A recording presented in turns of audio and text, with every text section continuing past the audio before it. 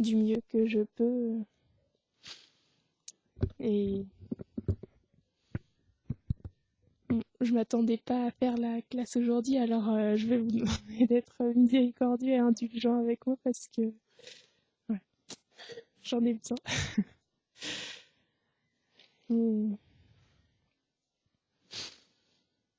Et, du coup, je sais pas si vous vous rappelez, la dernière fois, on s'était arrêté quand Hanuman était revenu de Lanka après qu'il ait vu Sita et qu'il avait rapporté les nouvelles à Ram et qu'il avait mis le feu à tout Lanka. Et Ravan, en voyant cela, il a commencé à avoir un peu peur parce qu'il s'est dit si un seul de ces guerriers est capable de faire ça, alors qu'est-ce que toute l'armée peut faire? Et il a réuni ses généraux pour qu'ils le conseillent sur ce qu'ils devaient faire. Il leur a fait part de ses craintes quant à l'armée de Ram qui semblait être finalement assez puissante, bien qu'il soit un simple humain. Et à ce moment-là, les Rakshasas, ils ont commencé à dire mais ne t'en fais pas, Ravan, hein. Envoie-moi, moi je suis capable de les détruire tous. Et à tous les Rakshasas, ils lui disaient ça, tous ces généraux, ils lui disaient moi j'ai battu telle personne, telle personne, telle personne, tu vois bien, je suis assez puissant, envoie-moi et puis je enlèverai cette crainte, cette gêne n'existera plus pour toi. Mais Vibhishan, Vibhishan, c'est le frère aîné de Ravan. Et il n'est pas comme les autres Rakshasas, il est sage contrairement aux autres en fait. Et il savait que Ram c'était le Seigneur lui-même et qu'il n'avait aucune chance, que Ravan n'avait aucune chance contre Ram. Et il lui a dit oh Ravan, rends Sita à Ram tant qu'il est encore temps, parce que si tu ne le fais pas, tu vas causer la ruine de de tout Lanka, de tous tes serviteurs. Il n'y aura plus rien si tu ne t'abandonnes pas maintenant, si tu ne rends pas Sita maintenant, tout est perdu d'avance. Mais Ravan n'aimait pas trop ce conseil-là, alors il a décidé de l'ignorer. Et il a dissous le conseil. Et le lendemain matin, Vibhishan est revenu voir Ravan pour lui redire, parce qu'il s'inquiétait pour son frère Ravan. Il ne voulait pas qu'il arrive cette chose-là. Il savait bien que c'était mauvais pour que Lanka en subirait de grandes pertes. Alors il est revenu le voir pour essayer de le convaincre de ne pas s'obstiner de cette manière-là,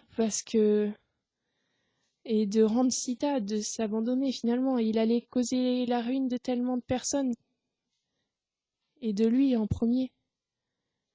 Mais Ravan vraiment ne voulait rien entendre. Et il a réuni son conseil de guerre pour se préparer à combattre. Et à son conseil de guerre, à ce moment-là, Kumbhakarna, c'est le frère de Ravan, un autre frère de Ravan. Et il est gigantesque. Et quand il est né, il mangeait tout ce qui lui passait sous la main. En fait, il prenait tous les êtres et il les mangeait comme ça. Et ça causait de grandes perturbations sur la Terre. Alors, Brahma, il a fait en sorte que Kumbhakarna, il ne se réveille que à la destruction de l'univers, pour là où il pourrait manger comme il lui plaît. Mais Ravan, il était attaché à son frère. Il aimait beaucoup Kumbhakarna et il est allé voir Brahma pour se plaindre. Et à ce moment-là, Brahma il lui a dit ok, alors tous les 6 mois, il dormira pendant 6 mois et tous les 6 mois, il se réveillera durant une journée. Et ce jour-là était arrivé le jour du conseil. Alors, il a demandé de nouveaux conseils à ses généraux pour préparer la bataille. Et à ce moment-là, Kumbhakarna, il s'est mis en colère. Il a dit: Oh, pourquoi tu ne nous as pas demandé conseil avant d'enlever Sita? Parce que tu n'aurais pas dû faire cet acte-là. Vois tout ce que ça cause à présent. Mais maintenant, ne t'inquiète pas. Moi, je suis ton bienfaiteur et tu m'as à tes côtés. Alors, tu n'as qu'à m'envoyer et j'enlèverai tout ça. Je disposerai de toute cette armée. Parce qu'il était vraiment puissant. Personne ne pouvait le battre. Et à ce moment-là, il y a un des généraux qui a demandé à Ravan: Mais Ravan, tu es si puissant, toi. Pourquoi et tu n'es même pas capable de plier Sita à ta volonté? Pourquoi tu attends après elle alors que tu pourrais faire ce qu'il te plaît? Et Ravan, il lui a raconté un épisode de sa vie il y a des années, il était sur les planètes édéniques parce qu'il avait tous les Devas fuyaient devant lui. Il n'avait même pas eu à battre les Devas parce que les Devas savaient qu'il n'avait aucun pouvoir contre lui. Alors il était sur les planètes édéniques et il avait vu une Apsara passer, une très belle Apsara, et il avait abusé d'elle. Et en voyant ça, Brahma s'est mis en colère et il a maudit Ravan. Il lui a dit: Oh Ravan, maintenant tu ne toucheras plus jamais de femme sans son consentement, et si tu recommences une seule fois, alors ta tête explosera en des milliers de morceaux. Alors, du coup, il ne pouvait pas toucher Sita, et il ne pouvait rien lui faire. Ouais. Et alors, à ce moment-là, Vibhishan, une dernière fois, il a dit à Ravan: Mais oh Ravan, quel venin à Sita a-t-elle insinué en toi pour que tu ne vois pas ce que tu es en train de causer à présent? Elle va causer ta perte, elle va causer la perte de toute ta ville. Et toi, tu ne fais rien, tu es complètement aveuglé. Et il a repris son Ravan comme ça. Et à ce moment-là, il y a eu une querelle entre Indrajit, qui est le fils de Ravan, qui a dit: Oh, Vibhishan, tu es un Rakshasa, mais tu es faible, tu n'es pas digne d'être un Rakshasa. Tu ne devrais pas craindre des êtres humains alors que nous sommes si puissants. Et Ravan, quand il a vu cette querelle, il s'est lui aussi mis en colère. Et il a dit à Vibhishan qu'il n'y avait rien de pire que qu'il était pire d'avoir quelqu'un dans une famille prêt à vous trahir plutôt que d'avoir un serpent enragé dans une maison. Parce que il pouvait se retourner à tout moment contre vous. Et que son conseil, il ne lui causait aucune joie et qu'il l'attristait plutôt. Et à ce moment-là, Vibhishan, il a compris qu'il n'avait rien à faire ici avec tous ces Rakshasas et il est parti. Et il est parti avec 4 ministres et il est allé rejoindre l'armée de Ram dans l'espoir de se battre à leur côté, de les aider. Et quand les singes, ils ont vu ces Rakshasas,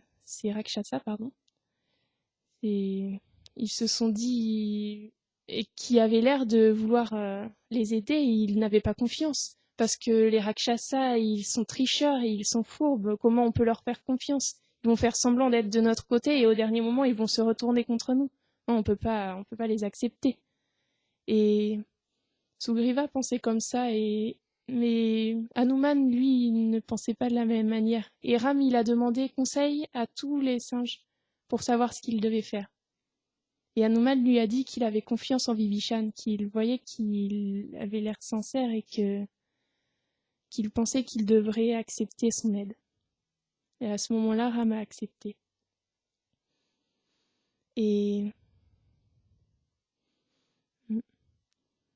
Et Hanuman, Vibhishan, il a commencé à leur décrire tous les plans de guerre de Ravan, tous les plans de la cité, tous les nombres de combattants.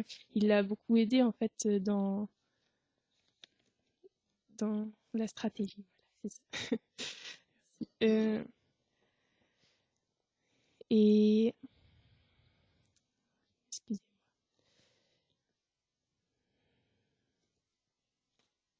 à ce moment-là, Ram et son armée, ils sont allés vers l'océan et ils devaient traverser l'océan pour rejoindre Lanka. Et l'océan, c'était vraiment une grande étendue. Ils ne pouvaient pas le faire comme ça. Donc, Ram a commencé à s'asseoir en méditation pour prier le déva de l'océan de pouvoir les aider. Mais il ne venait pas. Ça faisait 2 jours qu'il priait sur la berge de l'océan et il ne venait toujours pas. Alors il s'est mis en colère. Il a pris une flèche de son arc et il a menacé l'océan avec son arc.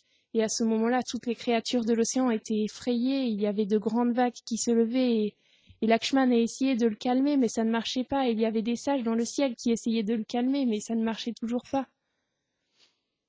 Et finalement, le déva de l'océan est apparu. Et il s'est excusé parce qu'il ne l'avait pas reconnu en fait. Et il lui a dit que parmi son armée de Vanara, les singes, il y avait l'un d'eux qui était le fils de l'architecte des Devas et qu'il pouvait aider et qu'il pouvait mener aisément la construction du pont. Et à ce moment-là, ils ont tous commencé à prendre des troncs d'arbres, des rochers énormes. Tous les êtres aidaient en fait, selon leur capacité, à construire le pont. Et en 5 jours, ils ont réussi à le construire entièrement. Et ils ont traversé. Alors, il y avait des singes qui étaient dans les airs, il y en avait dans l'eau au côté du pont, et ils marchaient vers Lanka avec ferveur, oui, pour récupérer Sita pour servir Ram. Et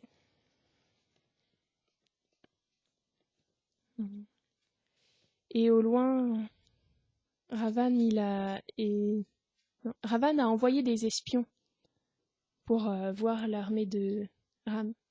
Mais ils étaient impossibles à espionner. Tout ce qu'ils pouvaient voir, c'est que c'était une armée gigantesque et très puissante. Alors ils sont revenus vers Ravan ils avaient peur. Ils se sont dit, cette armée est impossible à combattre et ils sont impossibles à espionner. Comment on va faire? Et Ravan s'est mis en colère de nouveau. Et il a voulu jouer un tour à Sita pour pouvoir essayer d'obtenir enfin qu'elle accepte Ravan.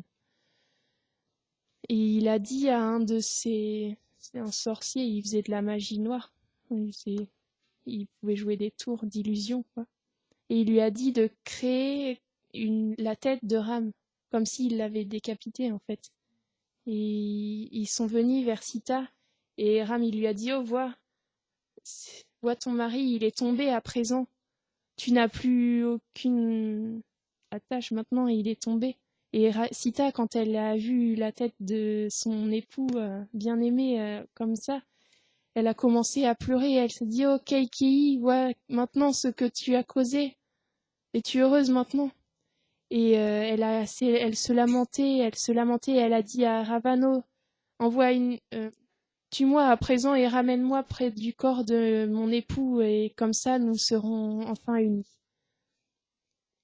Et Ravan, il n'avait pas de temps à perdre, ça n'avait pas marché, et il avait le combat qui l'attendait parce que l'armée était proche à présent.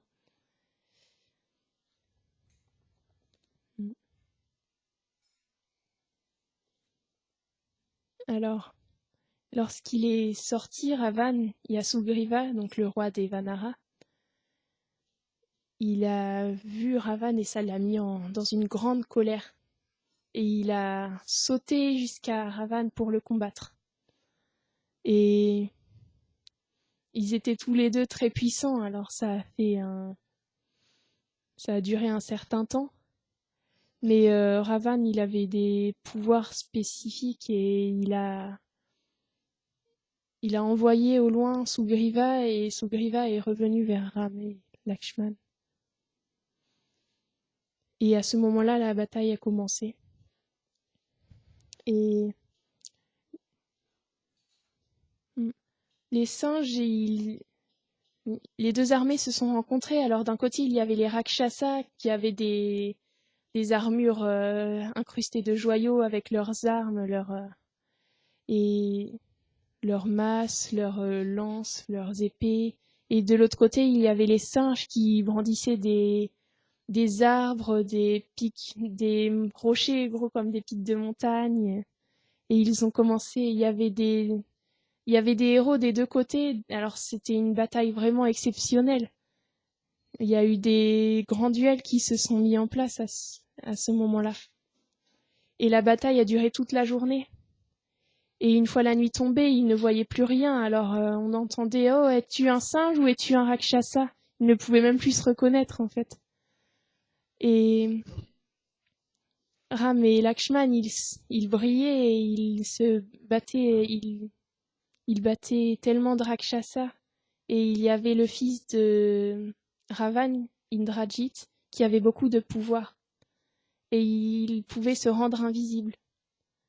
Et il était en colère contre Ram et Lakshman, qu'il tue tant de Rakshasa. Alors il a envoyé 2 flèches sur Ram et Lakshman. C'est des serpents, en fait, ça s'est transformé en serpents. Et ça les a liés. Et c'est des serpents venimeux, alors ils sont tombés au sol. Et les Rakshasas, ils continuaient à lancer des flèches sur Ram et Lakshman. Et tous les singes pleuraient, ils se frappaient la poitrine et ils criaient de désespoir. Et ils étaient perdus. Et ils ne savaient plus quoi faire. Mais Garuda, c'est un serviteur de Vishnu qui n'est autre que Ram, et les serpents ont tous très peur de lui. Et alors, lorsqu'il est venu, les serpents sont vite enfuis, en fait, sauvés. Ouais. Et ils ont libéré Ram et Lakshman qui sont revenus à leur éclat. Et pendant ce temps, Indrajit, il était venu se vanter à Ravan qu'il avait enfin tué Ram et Lakshman et qu'il n'avait plus rien à craindre. Et à ce moment-là, ils ont entendu la clameur de l'armée de Ram et Lakshman qui étaient de nouveau sur pied, et ils ont vu des Rakshasas fuir de peur. Alors Ravan, il a commencé à être exaspéré un peu de cette situation, et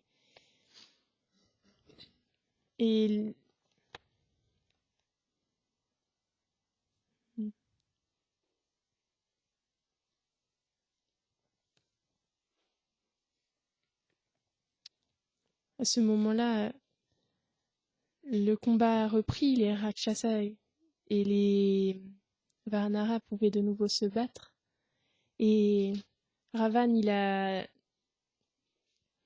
après un certain temps, il a décidé de venir en aide à son armée, tout de même, pour essayer de l'aider. Et à ce moment-là, il y a Hanuman qui est venu sur son chemin et il l'a combattu vaillamment et il a réussi à le toucher, mais il n'était pas satisfait de lui, Hanuman, mais Ravan lui a dit tout de même qu'il était qu'il était digne de son intérêt quand même comme combattant. Et Lakshman aussi est venu se battre contre Ravan. Et après cela, Ravan, il était quand même assez éprouvé par le combat. Et finalement, Ram est monté sur les épaules d'Hanuman parce que Ravan était sur un char, il pouvait voler.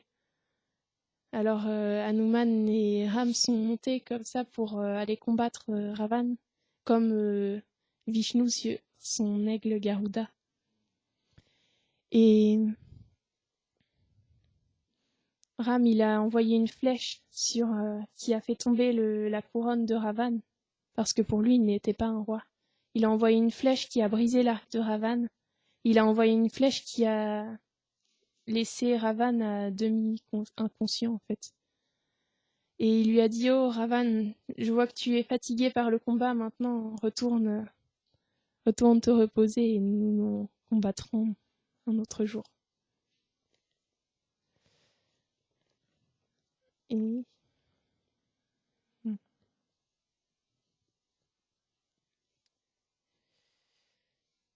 alors, il est retourné dans son palais, Ravan, et il commençait vraiment à être inquiet parce qu'il voyait que finalement ce n'était pas si facile que ça de battre ces humains et ces animaux comme il les voyait. Et il a réuni ses ministres et il leur a raconté une histoire qui faisait qu'il s'inquiète parce qu'en fait, il y a des années de ça, Ravan, il voyageait tranquillement sur un char. Le Pushpaka, c'est un char qui appartient au trésorier des Devas. Et c'est une ville d'or, en fait. C'est une ville entière en or qui vole. Et, et alors qu'il voyageait comme ça, entouré de tous ces rakshasas, il a vu au loin une très belle ascète, une femme qui était seule, qui était vêtue d'une peau de biche et qui avait les cheveux emmêlés et noués sur sa tête. Et elle avait le teint doré et de grands yeux de lotus et elle était en méditation, assise seule. Et il a été très attiré. Et à ce moment-là, il a pris la forme d'un beau prince et il est allé vers elle. Il lui a dit: Oh, qui es-tu et que fais-tu seule ici? Tu n'as rien à faire là, tu devrais plutôt être avec un mari, mais pas seule dans la forêt, vêtue de cette manière. Et il a essayé de la courtiser et elle s'est mise en colère. Au début, elle lui a répondu simplement qu'elle s'appelait Vedavati et qu'elle faisait des austérités pour pouvoir obtenir de se marier avec Vishnu. Et après, Ravan, il lui a dit: Oh, qui est ce Vishnu? De toute manière, moi je suis Ravan, je suis si puissant, je veux bien, je voudrais t'épouser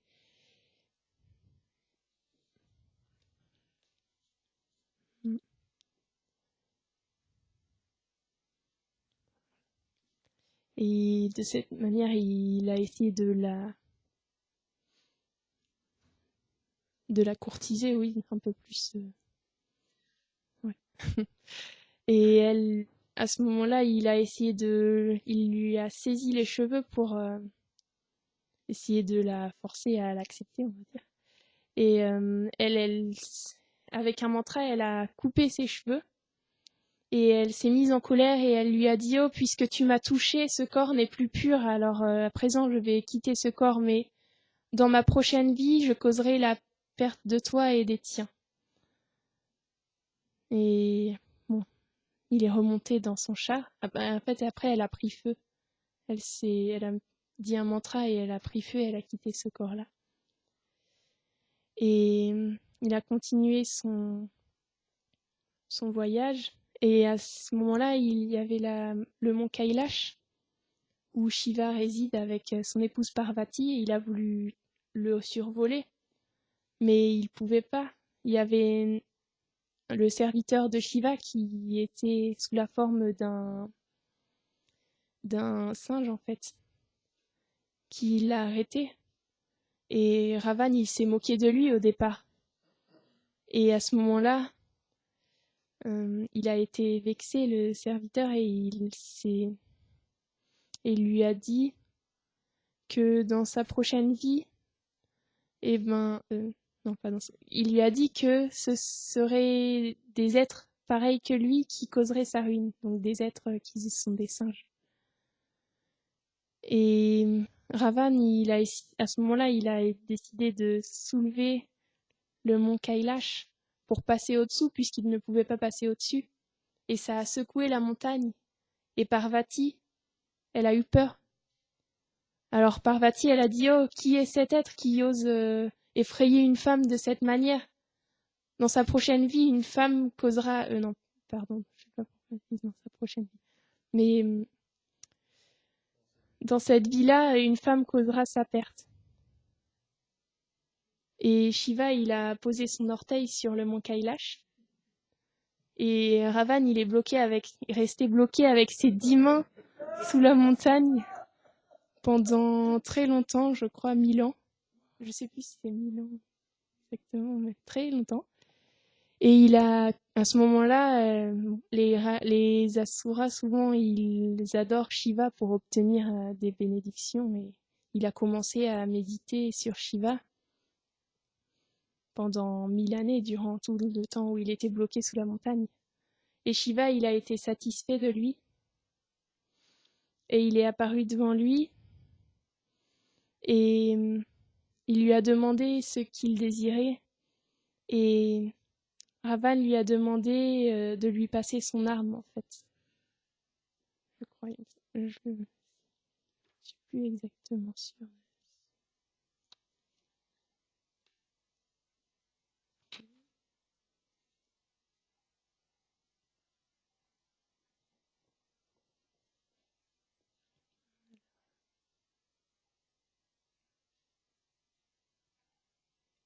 Oui, c'est ça. Il lui a demandé son arme et Shiva l'a laissé partir et il lui a donné cette arme alors. Et ensuite, il a continué avec son char, le Pushpaka, à son voyage. Et il voulait étendre sa suprématie sur tout l'univers. Et la Terre était gouvernée par les êtres humains. Donc, il a combattu un roi, Anaranya, et toute son armée pour, pour étendre sa suprématie déjà sur toute la Terre. Et alors que Anaranya, il était battu, il allait quitter son corps. Il l'a maudit. Il lui a dit qu'un descendant de sa lignée, il le tuerait. Que ce serait un descendant de sa lignée qui le tuerait. Et à ce moment-là, Ravan, il avait déjà battu tous les humains, alors il s'est dit qu'il allait aller aux planètes zédéniques parce qu'il n'y avait pas beaucoup de monde à combattre en finale ici. Ils étaient faciles à battre, donc du coup il est allé aux planètes zédéniques, mais Ravan avait eu une bénédiction particulière, il ne pouvait être battu ni par des devas ni par des démons en fait. Mais les êtres humains et les animaux, il les considérait pas assez puissants pour pouvoir le battre, alors il n'avait pas pensé nécessaire d'être immunisé contre eux. Et du coup, les devas, ils savaient ça. Alors ils fuyaient tous, ils pouvaient même pas les battre. Alors il est allé aux planètes zédéniques, mais au bout d'un moment, il s'ennuyait un peu. Alors il a décidé de retourner à Lanka. Et sur le chemin, il a croisé Narada Muni. Et Narada Muni, il lui a dit, oh, Ravan, tu es...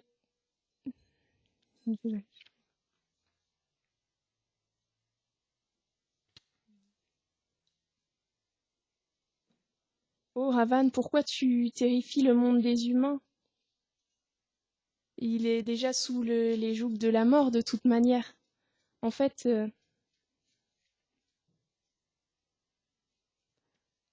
ils sont tellement frappés par des calamités, des maladies, ça ne vaut pas la peine de s'acharner contre eux au final. Et de toute manière, tout le monde sur cette terre était destiné à mourir. Et que la mort conquérait tout. Et que même les Devas, ils allaient succomber à la mort. Et à ce moment-là, Narada Muni savait que ça ferait ça et il avait fait ça parce qu'il savait que Ravan il ne pourrait pas faire de mal à Yamaraj, au Déva de la mort, en fait. Et à ce moment-là, Ravan, il s'est dit, oh, si la mort conquiert tout, alors c'est peut-être un combattant digne de moi. Alors il est allé sur les planètes de Yamaraj, sur les planètes infernales. Et les Yamaduta, ils ont commencé à l'assaillir encore et encore, et ils les tuaient tous. Et Yamaraj est arrivé et il a commencé à le battre. Et à ce moment-là, il me semble que c'est Brahma qui est apparu.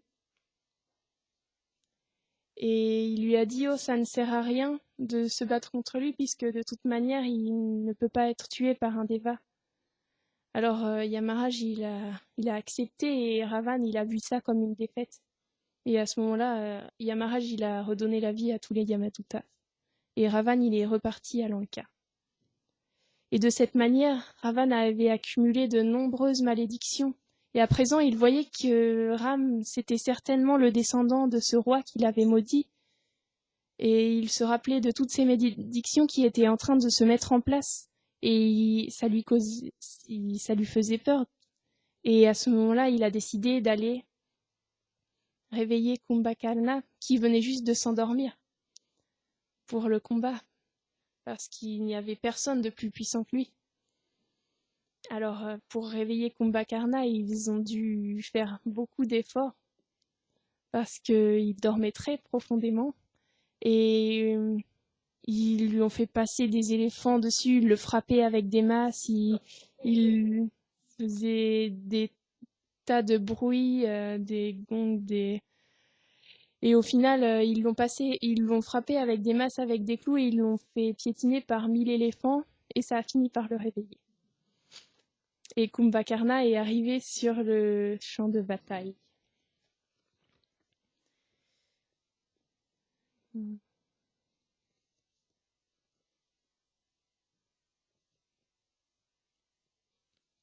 Et il est arrivé au combat et il a écrasé, en fait, il écrasait tout le monde. Tout le monde fuyait devant lui parce qu'il était tellement grand, il les écrasait, il les saisissait des Vanara comme des Rakshasa, il les saisissait, il les mangeait, il mangeait tout ce qu'il voyait sous sa main en fait. Et Ram, il s'est battu contre lui.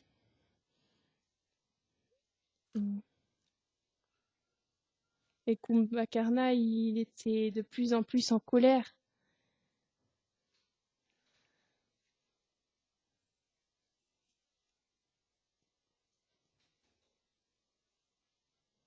Désolée, je vais pas, j'ai pas eu assez le temps pour le lire jusqu'à là. Il se passe beaucoup de choses durant cette bataille, alors c'est dur pour moi de me souvenir de tout. Mais Kumbhakarna, il ressemblait à la mort incarnée et tout le monde avait peur de lui et il tuait tellement de personnes. Et à ce moment-là, Lakshman s'est battu contre lui vaillamment parce que Lakshman, c'est une émanation de Ram. Donc, enfin, il est au final très très puissant aussi puisque c'est le Seigneur lui-même.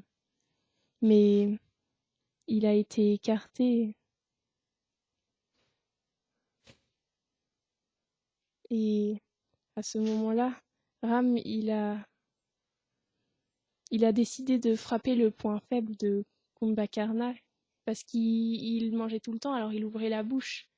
Alors, il a saisi Ram et il voulait le manger et Ram, il lui a envoyé plein de flèches dans la bouche. Et c'est de cette manière, il a réussi à le, à le déstabiliser et il a ensuite envoyé des flèches pour lui couper les bras et qui sont tombés sur la terre. Et ils étaient tellement gros et ils ont aussi écrasé des tas de singes au final. Mais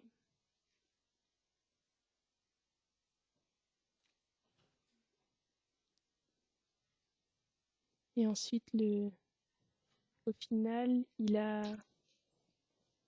coupé la tête du Rakshasa qui est tombé au sol et qui a roulé devant la ville de Lanka.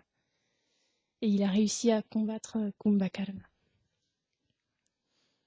Et en voyant ça, les Rakshasas, ils ont été effrayés de voir. C'était leur arme secrète, Kumbhakarna. Alors, s'il était battu, ça les désespérait un peu.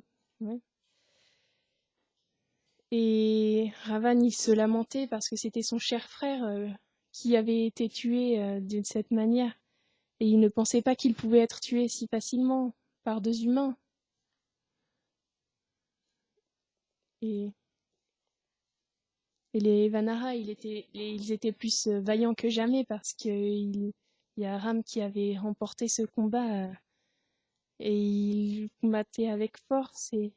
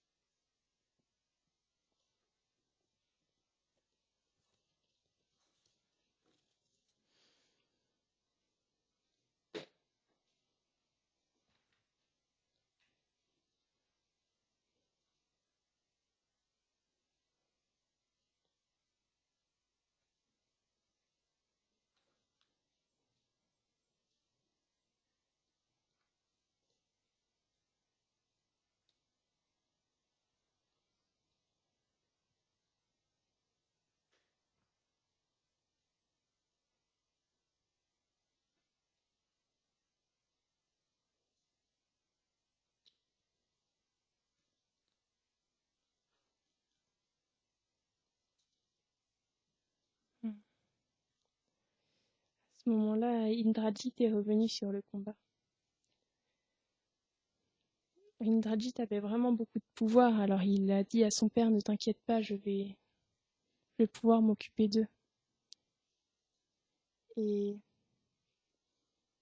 il était invisible toujours et il avait des armes déviques très puissantes. Il assaillait Ram et Lakshman et il les couvrait de flèches et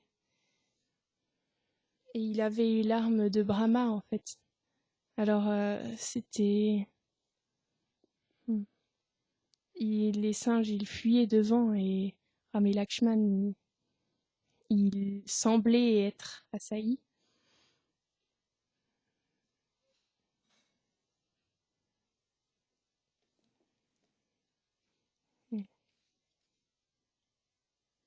Et il a envoyé des milliers et des milliers de flèches et Ram et Lakshman, ils semblaient blessés de toutes parts à cause de ces flèches. Et ils ont... et Indrajit, il a décidé de retourner ensuite, après avoir fait son œuvre, il est retourné à Lanka.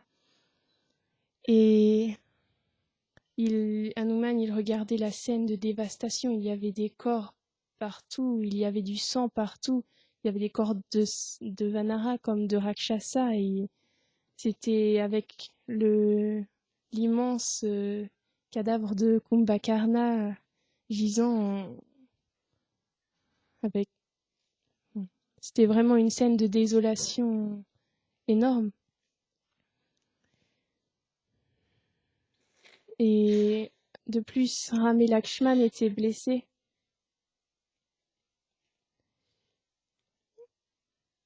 Et à ce moment-là, Hanuman il s'est vu confier la mission d'aller chercher des herbes pour secourir Ram et Lakshman. Et parce que lui seul avait la puissance de voler jusqu'à cette montagne spéciale où poussaient ces herbes. Mais il n'était pas un spécialiste dans les herbes médicinales. Alors on lui a décrit la plante spécifique qu'il fallait qu'il prenne. Et il est arrivé sur la montagne. Et à ce moment-là,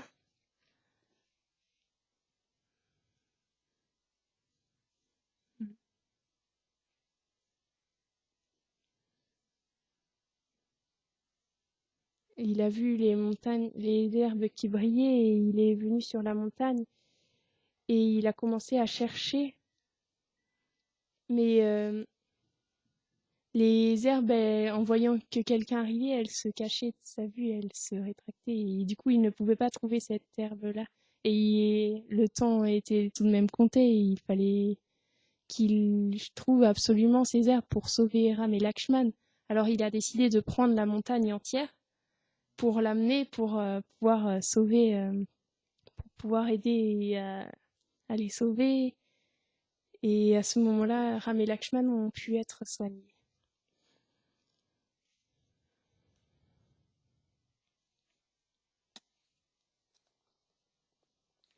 Mm. Mm. Mm.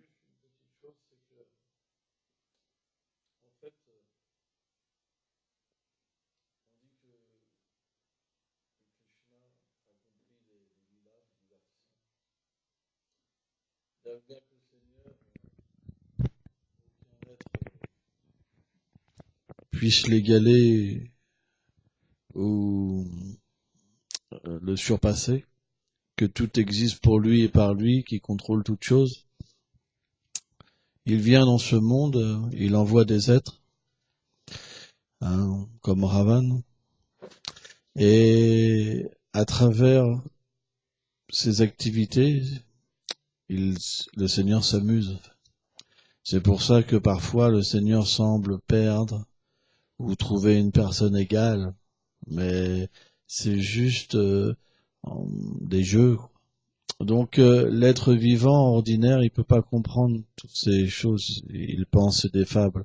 C'est pour ça un jeune dévot, il peut parfois avoir des doutes quand il écoute par exemple que Lakshman qui est Balaram dans les divertissements, hein, le Krishna il puisse être blessé par exemple et qu'il faut des plantes pour le ranimer, etc. Mais quand on progresse dans la vie spirituelle, mais qu'on comprend en fait cet aspect subtil du Seigneur suprême, alors quand on écoute ces divertissements-là, on devient empli de félicité et de joie, et tout devient merveilleux. Même en fait, même le sang qui est manifesté, et c'est même s'il y a de la peur, même s'il y a une sorte de cruauté, en fait, tout est doux parce que c'est pas quelque chose qui est en relation avec ce monde, mais avec le monde supérieur. Dans le monde supérieur, tout est euh, compris. Ça veut dire que quand Krishna veut expérimenter son sentiment de vaillance, alors il vient en ce monde et alors on voit par exemple la bataille de Kurukshetra, 640 millions de morts en 18 jours par exemple. C'est quelque chose d'énorme.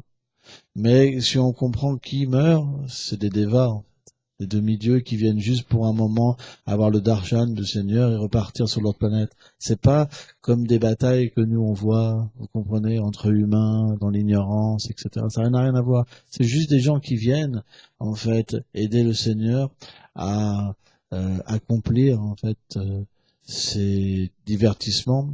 Et par exemple, quand Bhishma a quitté son corps, il est reparti tout de suite dans un univers. Et le Seigneur, après, quand il quitte l'univers, il va retrouver Bhishma. Et vie après vie, en fait, le Seigneur, quand il quitte un univers, il va dans notre univers, Bhishma aussi. Et Bhishma, par exemple, Vishvacharya Thakur, il dit, il a le désir que Krishna devienne son cocher, par exemple.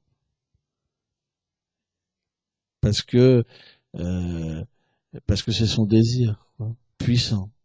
Et à chaque fois qu'il prend naissance dans un univers, c'est sa méditation, par exemple. Mais Bhishma, il se considère quand même plus fortuné qu'Arjuna. Parce que Arjuna, il voit le dos du Seigneur, alors que lui, il voit son doux visage. Hein. C'est pour ça que le sentiment de Bhishma est même considéré comme supérieur à Arjuna. Vishvacharya Thakur explique ça. Hein. Et on voit, c'est quelque chose d'extraordinaire. Krishna avait fait la promesse qu'il ne combattrait pas, et Bhishma, il voulait prouver l'amour que Krishna a pour ses dévots. Et il a combattu d'une telle puissance que même Arjuna pouvait rien faire contre lui. Pourtant, Arjuna, c'est impossible qu'il perde. Mais le désir du dévot, il est tellement puissant que Krishna accomplit les choses. Et Bhishma, il a combattu avec une telle vaillance que Krishna lui-même, il a été obligé de protéger Arjuna. Et il envoyait des flèches. Puis Vishwanath Thakur explique des flèches tellement puissantes sur Krishna. Mais ces flèches-là, c'était son amour personnifié. C'était comme les baisers des gopis.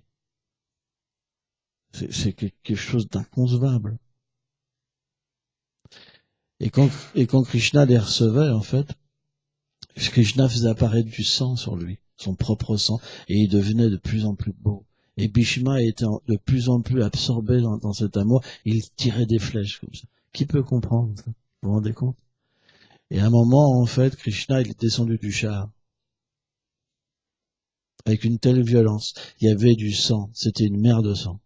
640 millions de morts. Quand il est descendu du char, il y a le sang qui a giclé sur le corps de Krishna. Il est devenu rouge. Krishna. Il a couru comme un fou. Et là, Bhishma, quand il a vu le Seigneur comme ça, comme un lion, vraiment comme un lion, il a baissé son arc et ses flèches comme ça, fier d'avoir cassé sa promesse. Qui peut comprendre ces histoires-là? Vous comprenez? C'est pas des histoires ordinaires. C'est plein d'amour. C'est pour ça que raconter une histoire, c'est bien, mais il faut méditer dessus. Parce que si vous pouvez méditer dessus, alors vous pourrez ressentir l'atmosphère qu'il y a et la transmettre.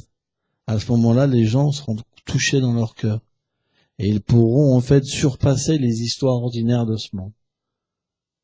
Et recevoir le Seigneur dans leur cœur. Et pouvoir véritablement progresser dans la vie spirituelle. C'est très important. C'est pour ça que on doit absolument avoir la bhakti dans notre cœur. Parce que la bhakti, c'est ce qui permet au Seigneur, à travers ses gloires, de vivre dans nos cœurs. C'est pour ça qu'un narrateur professionnel, ça n'a pas d'impact. On doit entendre de la bouche des gens qui puissent contempler en fait ces divertissements. Quand ils en parlent, ça se manifeste. Vous comprenez? Ce Krishna, quand il parle, le dévot, Krishna se manifeste en même temps. Parce que c'est ça la puissance de la Guru Parampara. C'est que quand un dévot parle, Krishna parle à travers lui. Et le dévot, en fait, il perçoit ces lilas. Et en fait, la parole vit. Et celui qui est qualifié, alors, il peut voir en même temps. C'est pour ça que, par exemple,